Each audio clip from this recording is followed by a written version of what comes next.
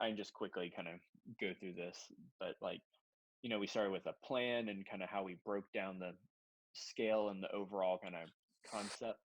And then we took them like, okay, here's how you approach the site. Here's, going around. This is where our massing kind of started to break down. And this wasn't even SD. This is completely conceptual. So I tried to keep some things ambiguous, just different textures to show different materials, but we don't really know what they are yet. You know, It kind this of was just, looks like I mean, this stage of modeling, it kind of looks like it's maybe a couple of steps after you started to do the initial massing.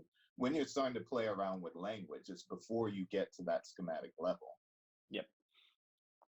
But just the way we kind of took them around the building into this piece was really important to them, this green kind of link walkway, and then to the courtyard. And then that's when we started to kind of zoom out and take them around the kind of whole view and concept. Anyway, this we've done this kind of several times with them, and it's worked really nicely, this kind of concept and just storytelling. I think when we present, and I think you guys do a good job about that, but I think just I just saw, even just the past couple of weeks, the taking the extra time to really get the story straight and how we want to sell it. Because I know for me personally, it's easy, just like, okay, here's the main corner, done, here's a shot, here's another perspective of the other side, and send it out. And I think this was a lot more successful, just being able to kind of walk it through. But and then ending with kind of diagrams and key pieces that we're trying to point out. But other than that, that's kind of all I had. Because to me, what this does is, well, it helps build or it helps present a case about the design moves that you're doing. It shows that it's not just arbitrary or something that looks cool, but it's very much responding to, in this case, the site, like viewed Yep. towards a green link and viewed towards or town center.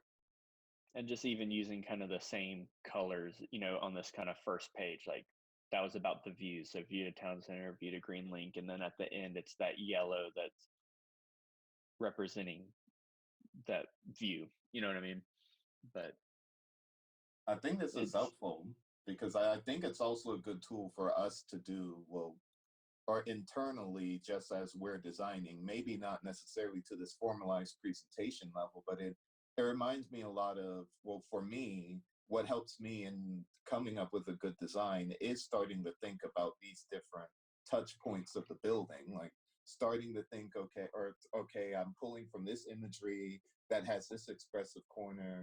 Here's a possibility of where I would want to put it, and getting to think about why you're doing what you're doing versus just deconstructing an image and just, well, mindlessly creating a language. It brings a little bit more richness to it. yep. And I mean, this took me 5 extra minutes. I mean, it was, if even that, it's such I'm always about what's the quickest way we can get something that tells our story. You know, there's times when we do really want to render and make something look nice, but at the end of the day, this like diagram did so much to help sell them. And this specific meeting, we had the construction guy on, so he was the one pricing. So we're just showing it like, hey, we have normal punch openings everywhere except for these important places where we're wanting to spend a little bit more money to get the view corridor.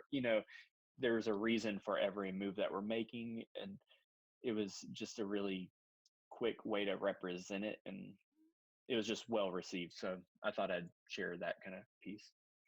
And that's a very interesting point that you mentioned too about, well, the construction pricing, because of course these guys, they're basically wanting to price, like they price a napkin sketch if they could. Yeah. So when you distill it to a white image, because I'm sure if you rendered this, it would look even glassier, and they might freak out and go, oh, it's this whole thing curtain wall. Whereas when Yeah. it's a white view and you're highlighting things with color, you can say, no, no, everything else is pretty standard except for these few things. Because looking at this, I think, well, oh, okay, that's not a whole lot of storefront comparatively, or curtain wall comparatively speaking. And I get it. I get why you're doing it. Yeah. I think I might even have one more where I took it another step. Let me. Yeah, I definitely would love to pick your brain a little bit, like like image 20, I think it was, where you used the color on the glazing, and I pretty much understand, or 21 there. Yeah, 20.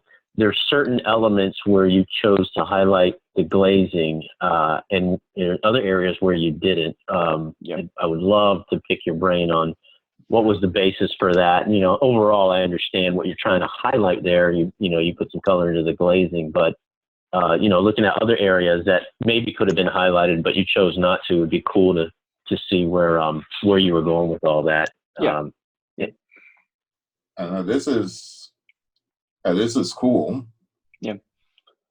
But that, like I said, at the end of the day, I mean, these things are always last minute. That's why, I appreciate even, Dean and Vinky, and we want to strive for being able to have really cool imagery and, like what the wood model look and all these things. I just know they always take time, and we just very rarely have it, or at least in my head. I feel like we don't have as much time as it takes to make these really just awesome views. It's like I know we could. I have no doubt in my mind that almost anything they show us, we could probably create and end up doing.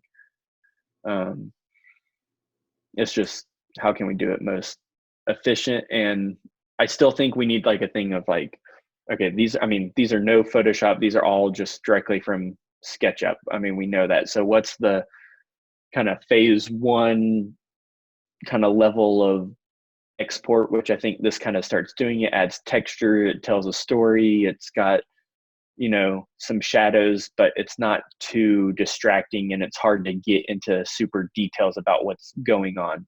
You know what I mean? Yeah, And I then think you hit on a very important nugget, which is well, or there's two things.